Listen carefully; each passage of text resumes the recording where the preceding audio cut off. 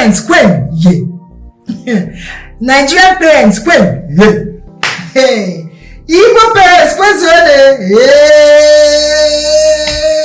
Guys, have you ever wondered why the relationship we have with our parents here in Africa or Nigeria or Igbo culture seem to be so different from the relationship our friends, say our Caucasian friends, have with their parents in the abroad? Have you ever wondered why? If you've ever wondered why, stick around. We'll talk about it when we come back.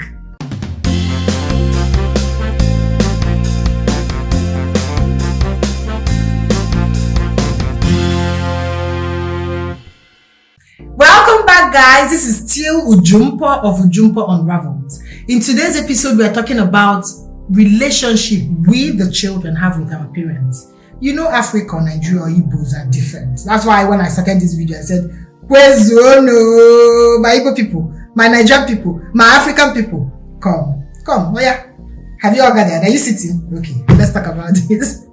I don't know why the relationship we have with our parents seems to be a little bit rocky, but sweet. We have maybe a kind of love, not too much love. I don't want to say hate before they slap me from somewhere, you know. I don't know why the relationship is just a little bit funny. Like you will see, an average child in an African home would be eager to express him or herself, and you hear the parents say something like, how dare you talk when I'm talking? That's disrespectful. You're arguing. And this child is just trying to say, Mom, I'm trying to give you my perspective. I'm trying to communicate. It's as if in our homes, you are not supposed to communicate when you're a child. Even if you're in your 30s or 40s or 50s, when your parents are talking, you're supposed to, even if they're talking trash, in some cases, parents, please, I beg. But you know, in some cases, because their generation is a little bit off, they are really not getting it. So you would expect that you guys might have a dialogue or a negotiation. You know, you tell your parents a little bit of what is happening in your generation. They will bring a little bit of perspective from their generation, and both of you will meet yourselves halfway. That's what you're expecting. But you know, they're still stuck in their ways. In my own time.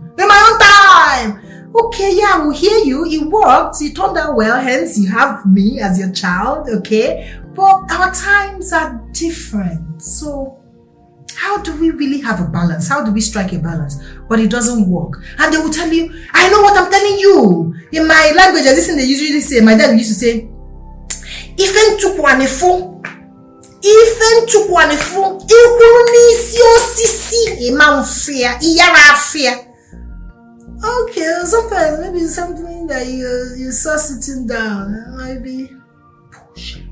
I just say that. You know what I mean? Sometimes it doesn't really make sense. You know what I mean? Yes, I know you're wise. I know you have all the knowledge, and I really want to tap from your wealth of knowledge. But because you're human, you really don't know everything. So why don't we just dialogue? Why don't we just, hear me out? Since you're that good, such a good parent, you should believe in yourself that you've brought up a good child, right? So because you've brought up a good child, sometimes it is also good to listen to that child you brought up to be sure that that job you did is a good job. So trust in that person's knowledge, hence opening your ears and your mind to listening to their perspectives. Then, of course, they would listen to yours rather, and then together you guys will build a beautiful team. As against saying, you're arguing, you're challenging me, you don't challenge me. Most times it's not challenge, we're just trying to rub minds. How about that, right? Then another aspect that some African parents do that is so hilarious, I know all of us know this one. They will say, in my time, I was the first in my class. I never failed anything. And you're now wondering, who is now second? We're not even asking for the ones that carried class in their head. Who is now second? Who took second position? Because every of my friends, all their dads and their moms were first in their class. My parents, of course, were first in their class. So who was the second position? Who took the second position, or third, or fourth, or even carried class for head? We don't know, right? So as against lying, I know they don't intend to lie. That is their own way of trying to encourage you, telling you that they did that so they believe you can do that. But as against using that, we the children will know that doesn't work anymore. So as against using that, why don't you be honest? in an educative way. So for example, maybe you were not that smart in school. You could even tell your child, see, I struggled between this and this. And now looking back in hindsight, I believe that the reason I struggled was because this and this were not in place. That's why I worked hard to be able to give you this kind of lifestyle, hoping that would mitigate, against you going through those challenges that I went through, because my parents didn't have this opportunity to help me manage that. You know what I mean? Be honest. There's strength in sincerity.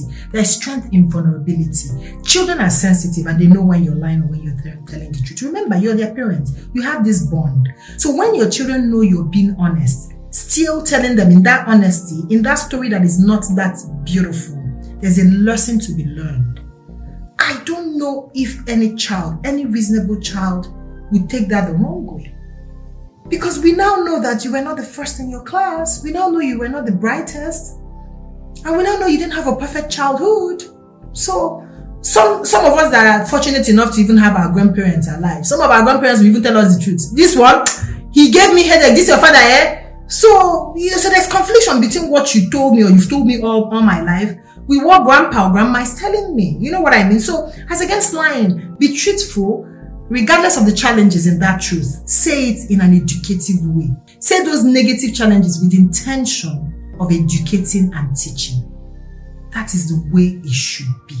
Okay? So I think I'm really tired. I know our parents are good. I know we Africans or Nigerians or Igbos, really and truly, when we move to the abroad and we'll see the way we behave and our culture and environment, really we are doing well. As much as I know Nigeria will have bad name in the abroad, but we still have good name in the abroad. So meaning we have good Nigerians, and I know our parents have done so well. Thank you, parents. We appreciate you guys.